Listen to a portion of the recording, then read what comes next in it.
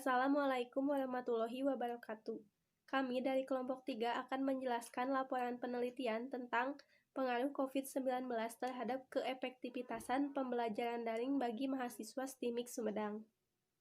Kenalkan, nama saya Aprilia dengan NIM 19000005 dari jurusan Sistem Informasi kelas 3A STIMIK Sumedang.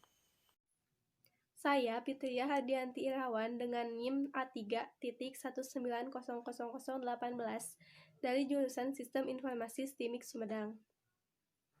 Perkenalkan, nama saya Rigan Azmi Nur Hakim dengan NIM A3190049 dari jurusan Sistem Informasi STIMIK Sumedang. Bab 1. Pendahuluan. Latar belakang. Sampai saat ini, COVID-19 masih menjadi perbincangan yang hangat. COVID-19 adalah penyakit menular yang disebabkan oleh jenis coronavirus yang baru ditemukan. Walaupun lebih banyak menyerang pada lansia, namun virus ini sebenarnya bisa menyerang siapa saja, mulai dari bayi, anak-anak, sampai orang dewasa. Virus corona ini bisa menyebabkan gangguan ringan pada sistem pernapasan, infeksi paru-paru yang berat, hingga kematian. Coronavirus disease 2019, COVID-19 pertama kali ditemukan di kota Wuhan, Cina pada akhir Desember 2019. Virus ini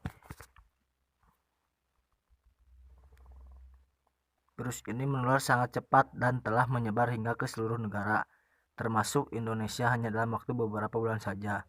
Sehingga WHO pada tanggal 11 Maret 2020 menetapkan wabah ini sebagai pandemi global. Hal tersebut menjadikan beberapa negara menerapkan lockdown. Begitupun dengan Indonesia. Di Indonesia diterapkan PSBB atau pembatasan sosial berskala besar. COVID-19 banyak membawa dampak baik maupun dampak buruk bagi makhluk dan alam semesta. Segala daya dan upaya sudah dilakukan pemerintah Indonesia untuk memutus mata rantai penyebaran COVID-19 tersebut. Tak dipungkiri salah satunya dengan belajar online atau dalam jaringan bisa disebut daring untuk seluruh siswa atau sampai mahasiswi karena adanya pembatasan sosial.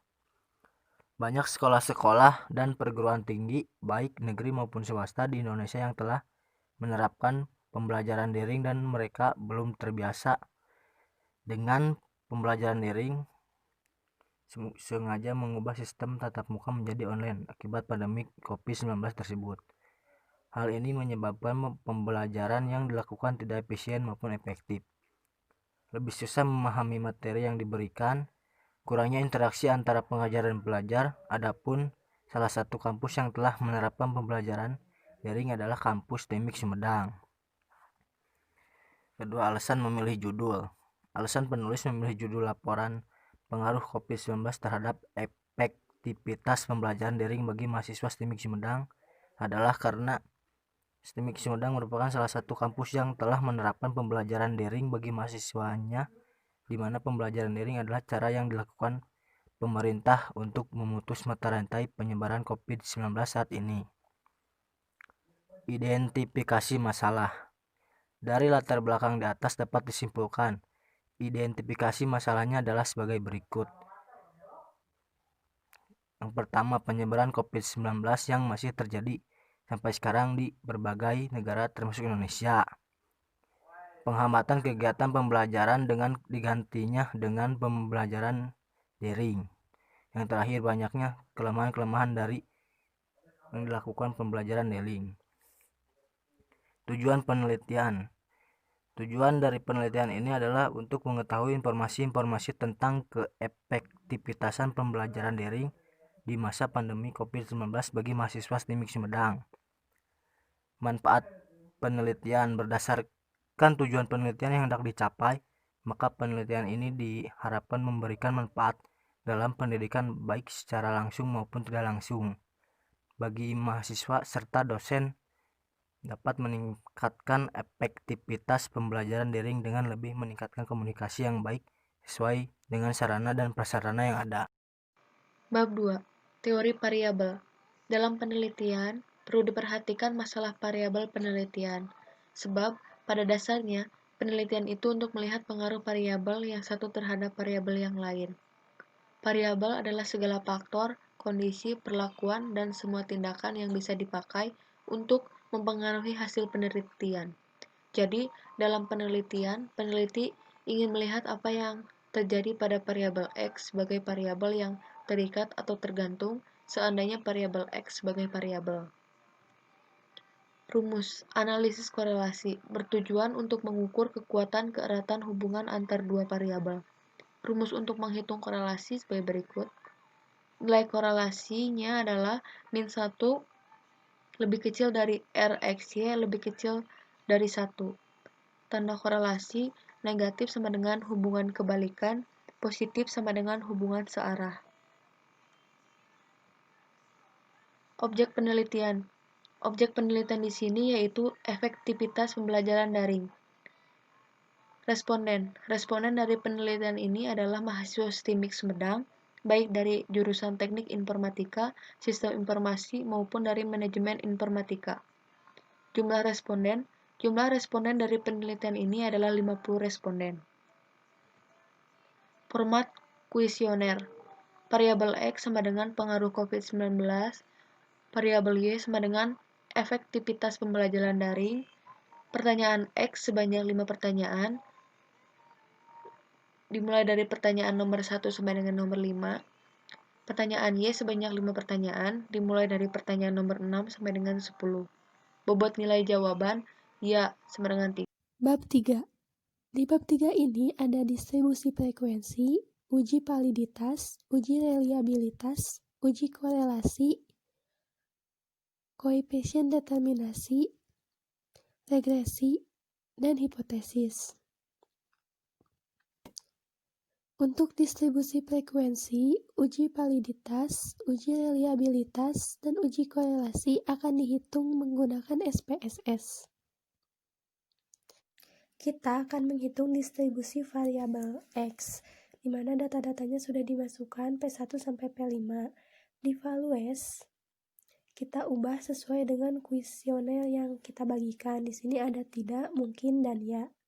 Tidak bobotnya 1, mungkin bobotnya 2, dan ya bobotnya 3. Lalu klik OK. Setelah itu kita ke data view, lalu ke analis.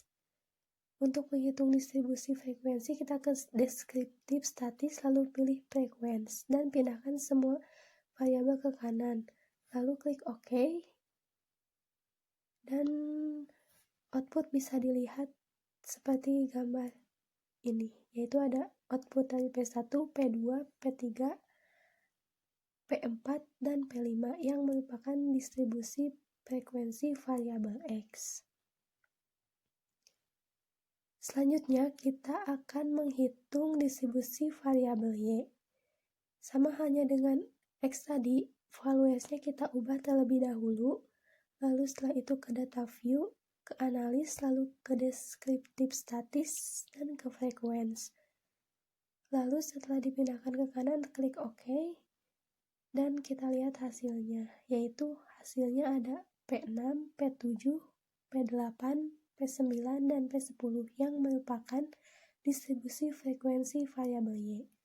Selanjutnya kita akan menghitung uji validasi variabel X. Di sini jumlah diikutsertakan. Ke data view, kita lihat datanya yaitu P1 sampai jumlah. Lalu kita ke analis. Di analis kita pilih correlate, lalu pilih bivariate, dan pindahkan semua variabelnya ke kanan. Lalu setelah itu kita lihat aturan-aturannya, dan setelah selesai kita pilih OK. Dan outputnya bisa dilihat seperti gambar. Ini adalah output dari uji validasi variabel X.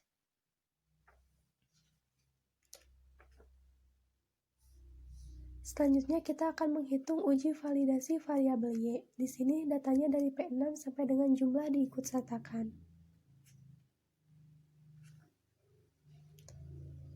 Sama halnya dengan X tadi, kita pilih correlate lalu ke bivariate, lalu ininya pindahkan ke kanan dan klik OK. Dan outputnya seperti ini. Ini adalah output dari uji validasi variabel Y. Selanjutnya kita akan menghitung uji reliabilitas variabel X. Di sini sama dengan data dari uji validasi variabel X. Kita pilih scale ke reliability analysis, lalu pindahkan semua itemnya ke kanan, dan sebelumnya kita lihat di statistiknya, pilih scale dan scale if item delete. Lalu continue, oke.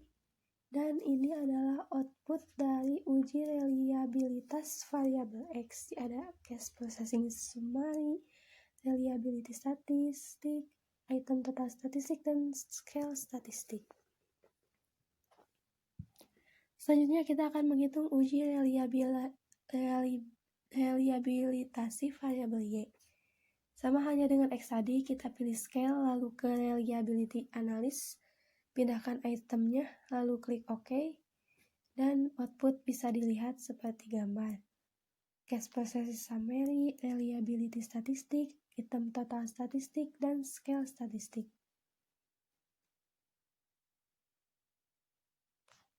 Lalu kita akan menghitung uji korelasi variabel X dan Y. Ini adalah data dari jumlah skor variabel X dan variabel Y. Kita ke analis lalu pilih correlate dan ke bivariate, lalu X-nya dipindahkan ke kanan, lalu klik OK, dan hasilnya akan terlihat seperti ini. Ini adalah hasil dari uji korelasi variabel X dan Y.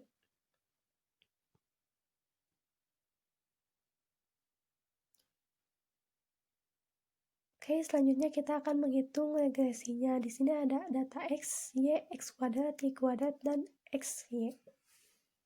Kita ke regression, pilih yang linear, lalu pindahkan Y-nya ke dependent dan X-nya ke independent. Setelah itu, kita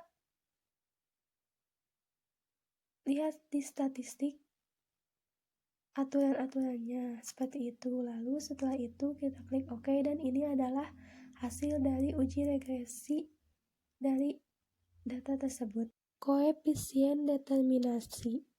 Untuk mengetahui pengaruh atau analisis koefisiensi determinasi atau derajat keterikatan pengaruh COVID-19 yang merupakan variabel X terhadap efektivitas pembelajaran daring yang merupakan variabel Y menggunakan rumus sebagai berikut.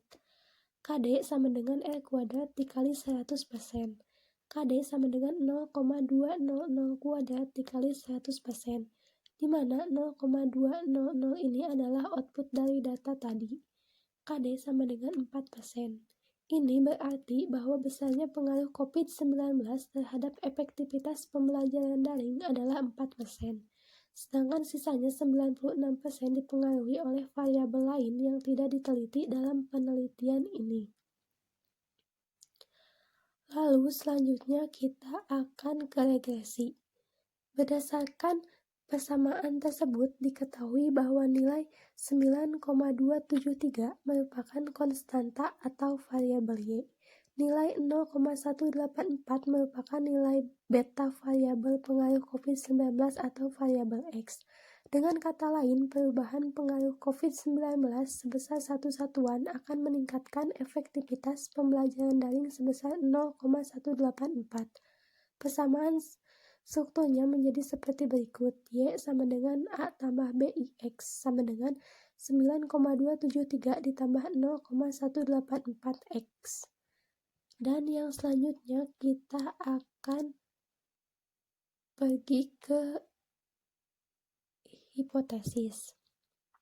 Berdasarkan hasil perhitungan didapatkan nilai terhitung sebesar 1,411. Selanjutnya kita bandingkan dengan nilai tertabel sebesar 2,010, sehingga terhitung lebih kecil dari tertabel. Dari hasil perhitungan uji T di atas, kemudian hasil T dihitung dibandingkan dengan tertabel dengan kriteria sebagai berikut. Terhitung lebih besar dari tertabel, maka HA diterima dan HO ditolak. Berarti penelitian ini ada pengaruhnya. Terhitung kurang dari tertabel, maka HA ditolak dan HO diterima, dan itu tidak ada pengaruh. Kesimpulan, Tidak ada pengaruh COVID-19 terhadap efektivitas pembelajaran daring di kampus TIMIK Sumedang. Bab 4. Kesimpulan. Sampai saat ini, COVID-19 masih menjadi perbincangan yang hangat. COVID-19 adalah penyakit menular yang disebabkan oleh jenis coronavirus yang baru ditemukan. Coronavirus di sesi 2019 atau yang biasa dikenal COVID-19 pertama kali ditemukan di kota Wuhan, Cina pada akhir Desember 2019. Virus ini menular sangat cepat dan telah menyebar hingga ke seluruh negara, termasuk Indonesia hanya dalam waktu beberapa bulan saja. Sehingga WHO pada tanggal 11 Maret 2020 menetapkan wabah ini sebagai pandemi global. Hal tersebut menyebabkan beberapa negara menerapkan lockdown. Begitupun dengan Indonesia. Di Indonesia diterapkan PSBB atau yang dikenal dengan pembatasan sosial berskala besar. Banyak dampak dari COVID-19 ini, salah satunya adalah dalam bidang pendidikan, di mana pembelajaran dilakukan secara daring. Keefektivitasan pembelajaran daring tergantung pada masing-masing mahasiswa itu sendiri. Seperti di kampus TIMIK Sumedang, COVID-19 ini tidak berpengaruh terhadap efektivitas pembelajaran daring karena keefektivitasan itu sendiri tergantung pada masing-masing. Sekian yang dapat kami sampaikan. Mohon maaf bila banyak kesalahan. Wabillahi taufiq wal hidayah. Wassalamualaikum warahmatullahi wabarakatuh.